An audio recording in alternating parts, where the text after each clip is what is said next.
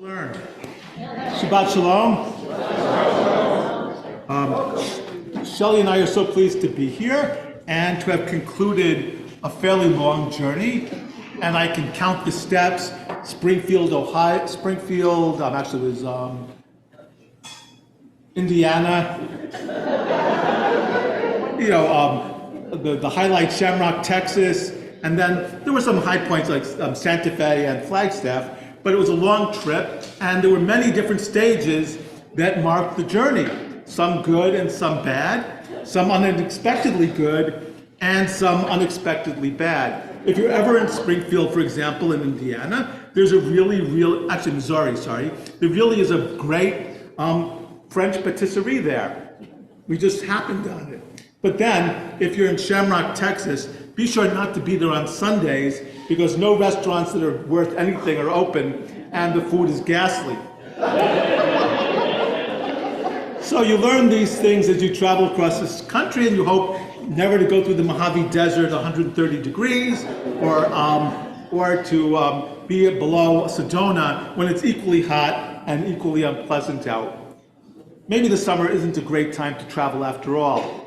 However, I once traveled to Alberta in the middle of winter, and that was even worse.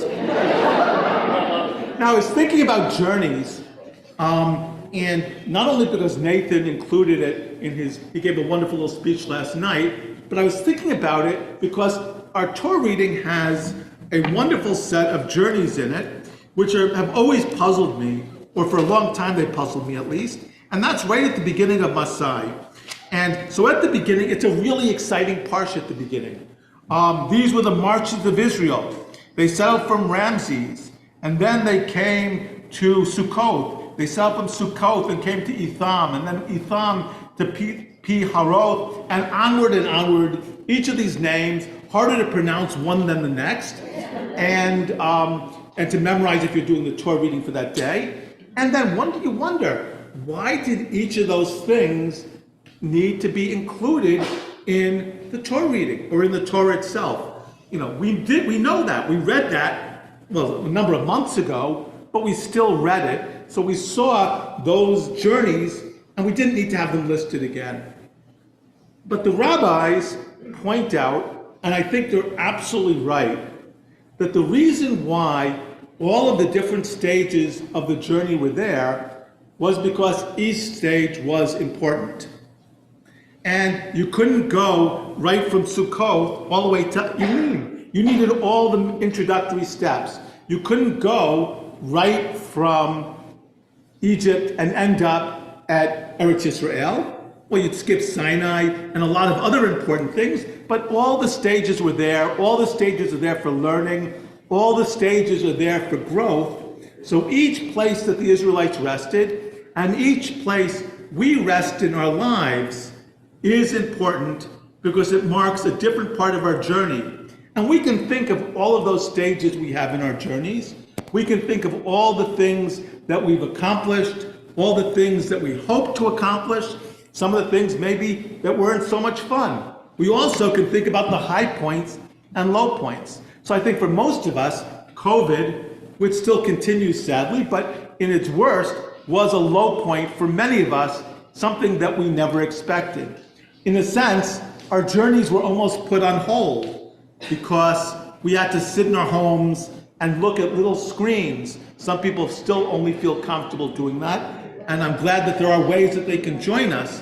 But we were very limited. Life was strange and different, and maybe we should say thank God for Steam, because that made the journey, or that stage of the journey, at least palatable. Imagine if we had to be home during that time in our journey, home alone, or maybe with a spouse, where the grandkids can't visit, where we can't see our friends, where we were really just staying. I remember I got to Syracuse in the first week of July, and I sat for 2 weeks in an empty house. There was virtually no furniture, all by myself in a new community, wondering how crazy I was that I took that stage in my journey.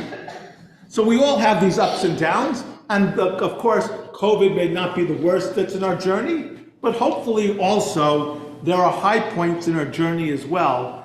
things that are important for us to remember, things that help us to become the people that we want to be as we continue our journeys. I was thinking, and I don't know if this actually fits, but I was thinking of the legend of the Sphinx, where Oedipus is given the riddle, who walks on 4 legs in the morning, 2 legs in the afternoon, and then 3 legs in the evening. And of course, that was a human being as we mark different aspects of our lives. Again, different stages in our journey, and each of those stages is important, and we can learn and grow and continue to search in every stage in our journey. Now, the Kabbalah tells us that this parsha, that actually right at the beginning of Masai, it's hugely important. Well, they like to say that. And it's hugely important because these steps in the journey are not just physical places that Israelites stayed, but mark the highs and lows of the spiritual journey that our ancestors were on. That for the Kabbalah, the journey from Egypt to Eretz Israel is a journey we all take.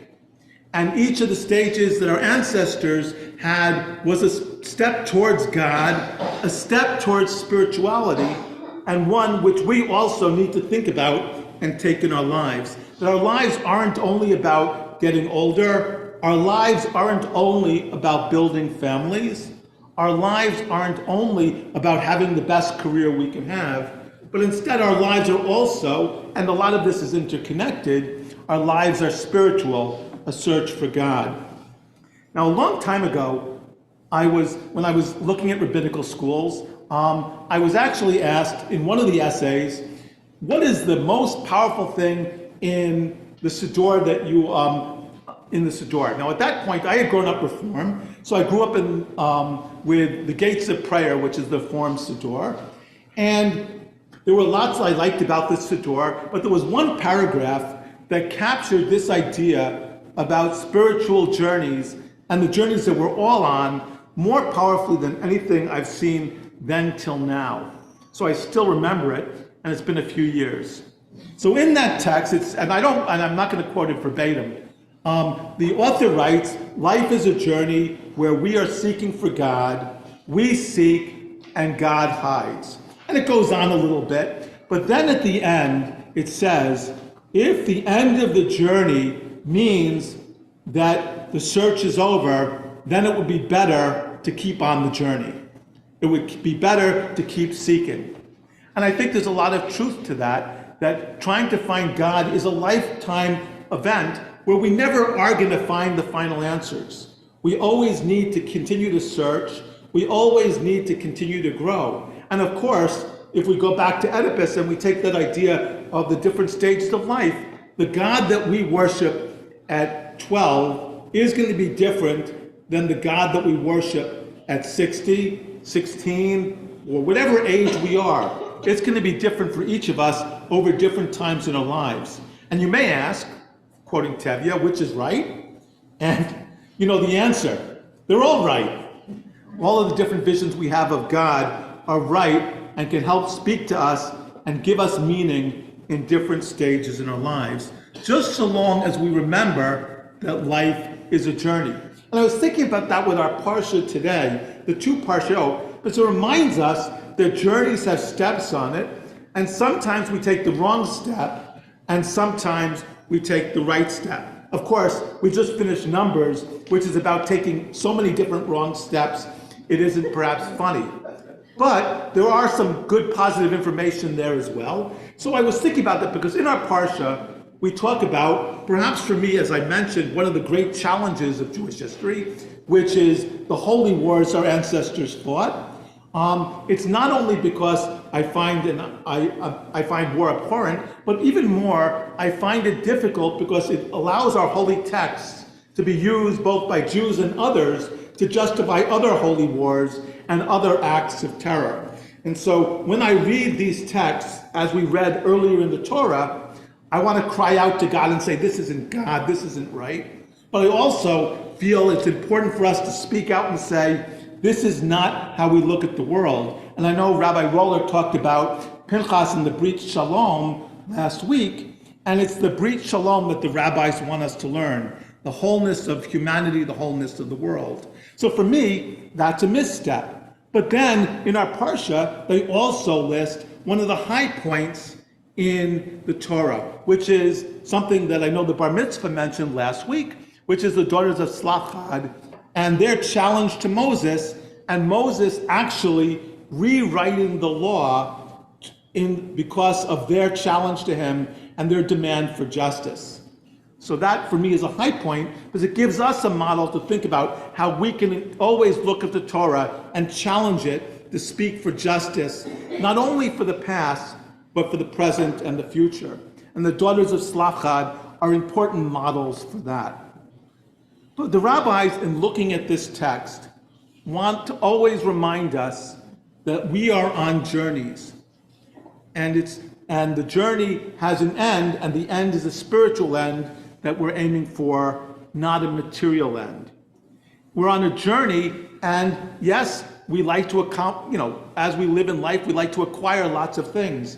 I probably shouldn't quote this particular quote of the former chief rabbi of England, but though some people may remember that he actually called Steve Jobs the Antichrist.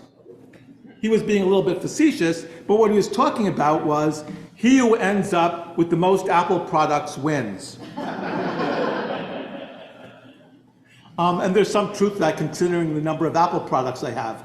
But what Rabbi Sachs was trying to remind us was that life is not about gain. Life is about the important spiritual things that we find in our lives and the connections we make between one human being and another. Those are what's important. And so the person who has the most friends, the person who has the most mitzvot and who has worked most for Tikkun Olam, that's really the person who wins.